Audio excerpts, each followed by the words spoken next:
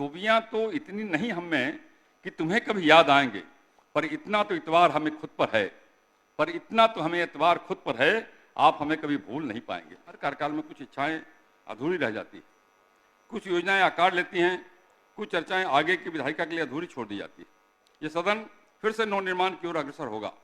कुछ पुराने चेहरे लौटेंगे, कुछ नए जनप्रतिनिधि इस पवित्र भवन में प्रवेश करेंगे। इस सदन के संचालन में मेरी बात से, मेरे आचरण से, मेरे व्यवहार से, मेरी वाणी से अगर किसी माननीय सदस्य को कोई कष्ट हुआ हो या वे आहत हुए हों तो मैं इसके लिए आप सबसे क्षमा चाहता हूँ। मैं आप सभी को हार्दिक शुभकामनाएं देता हूँ आने वाले चुनाव के लिए, व्यक्तिगत स्वास्थ्य के लिए और जन सेवा के आपके सतत प्रयासों के लिए। इस न्यूज के प्रायोजक है अफजल फर्नीचर। 21 जुलाई सोमवार से शुरू हुई बिहार विधानमंडल का मानसून सत्र शुक्रवार 25 जुलाई को समाप्त हो गया। यह 17वीं बिहार विधानसभा का अंतिम सत्र था। इसके बाद सीधे विधानसभा चुनाव होने हैं। 5 दिनों तक चली मानसून सत्र हंगामेदार रहा। भले ही यह सत्र छोटा जरूर था, लेकिन बिहार चुनाव के लिहाज से काफ़ी अहम माना जा रहा है। 5 दिनों के मानसून सत्र के जरिए सत्ता पक्ष विपक्ष दोनों के बीच जमकर जुबानी जंग दिखे। नेता विरोधी दल तेजस्वी यादव का सरकार से सवाल और नेता सदन मुख्यमंत्री नीतीश कुमार और उनके सहयोगी सदस्यों के जवाब पर कई बार टकराव दिखे। खैर, अब नई सरकार के गठन के बाद ही सदन चलेगी। निश्चित ही इस सदन में कई नए और पुराने चेहरे फिर लौटेंगे। अंतिम सत्र में विधानसभा अध्यक्ष नंदकिशोर यादव भावुक दिखे। अपने अभिभाषण में उन्होंने सदस्यों के प्रति आभार जताया। आगामी विधानसभा चुनाव के लिए सभी सदस्यों को उन्होंने शुभकामनाएं दी और भावुक मन से कहा, मेरी वाणी मेरे व्यवहार से किसी भी सदस्य को ठेस पहुंची हो तो क्षमा प्रार्थी हूँ। उन्होंने अपने शायराना अंदाज में कहा कि खूबियाँ तो इतनी नहीं हम में कि तुम्हें कभी याद आएंगे। खूबियाँ तो इतनी नहीं हम में कि तुम्हें कभी याद आएंगे, पर इतना तो इतबार हमें खुद पर है, आप हमें कभी भूल नहीं पाएंगे।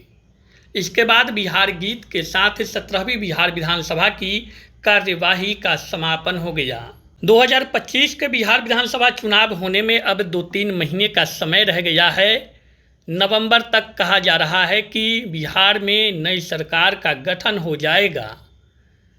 नई सरकार के गठन के बाद एक बार फिर 18वीं बिहार विधानसभा सत्र में सदन की कार्यवाही देखने को मिलेगी। लेकिन उससे पहले देखना यह होगा कि बिहार की जनता का मूड इस बार क्या होता है। बिहार में किसकी सरकार बनेगी, कौन बिहार के गद्दी पे बैठेगा।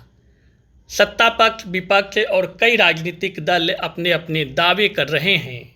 जनता को लुभाने का प्रयास किया जा रहा है, लेकिन देखना यह होगा कि बिहार विधानसभा चुनाव में सत्ता जनता किन्हें सौंपती है।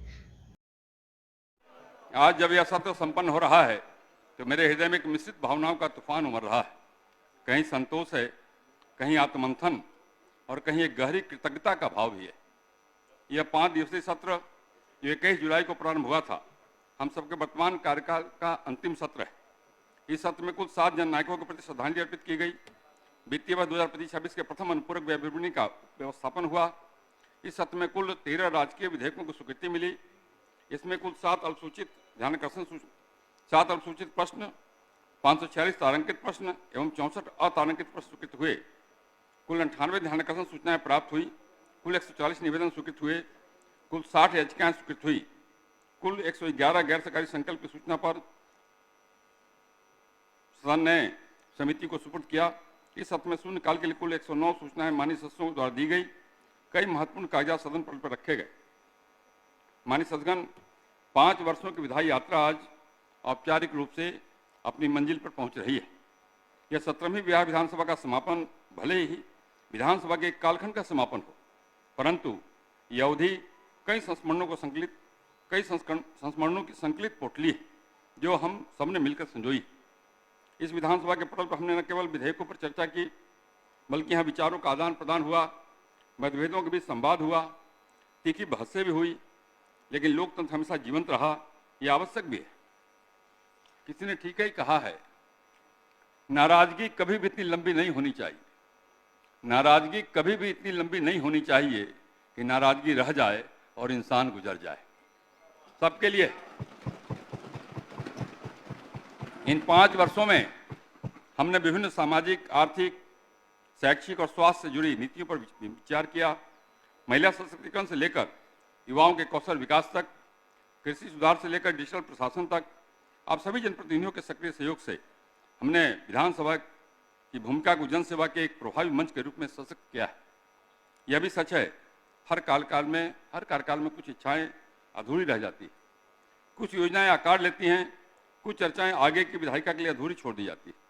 लेकिन हमें गर्व है, हम सब ने अपनी जिम्मेदारी को पूरी निष्ठा और संवेदनशीलता के साथ निभाने का प्रयास किया। सदन की कार्रवाई के संचालन में आप सबका सहयोग हमेशा प्रेरणादायक रहा।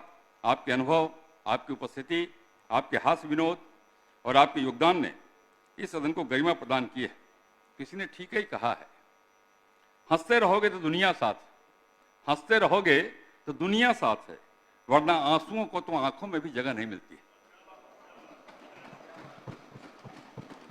मैं इस अवसर पर विधानसभा सचिवालय के समस्त पदाधिकारियों, कर्मचारियों एवं सुरक्षा कर्मियों, राज्य सरकार के सभी पदाधिकारियों, कर्मचारियों, मीडिया प्रतिनिधियों, सुरक्षा बलों और उन सभी सहयोगी संस्थाओं को भी धन्यवाद देना चाहता हूं, जिनकी सतत सेवा भावना और समर्पण ने सदन की कार्रवाई को निर्बाध, मर्यादित और सुचारू रूप से संचालित करने में सहायता की है।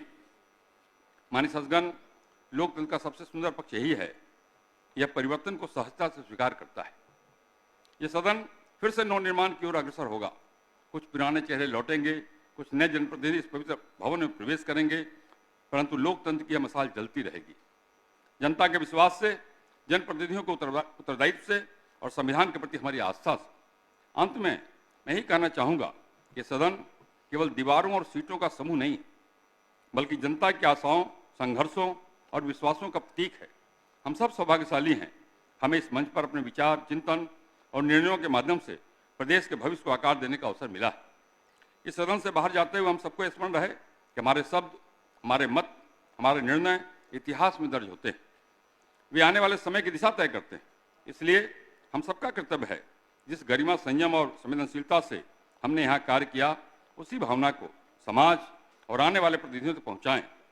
अब जबकि सत्र और इस विधानसभा का कार्यकाल समाप्त हो रहा है, मैं आपसे यह भी कहना चाहता हूँ, इस सदन के संचालन में मेरी बात से, मेरे आचरण से, मेरे व्यवहार से, मेरी वाणी से अगर किसी माननीय सदस्य को कोई कष्ट हुआ हो या वे आहत हुए हों, तो मैं इसके लिए आप सबसे क्षमा चाहता हूँ।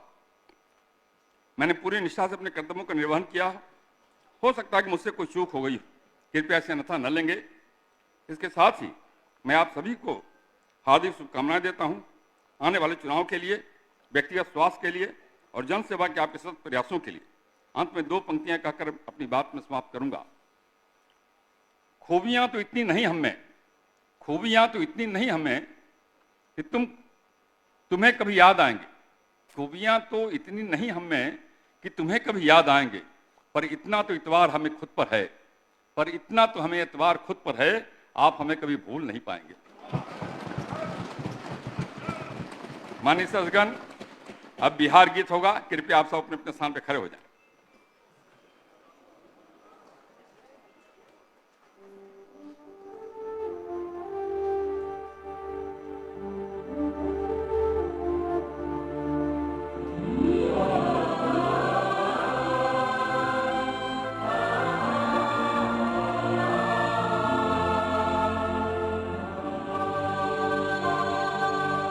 अब सदन की बैठक अनिश्चित काल के लिए स्थगित की जाती है।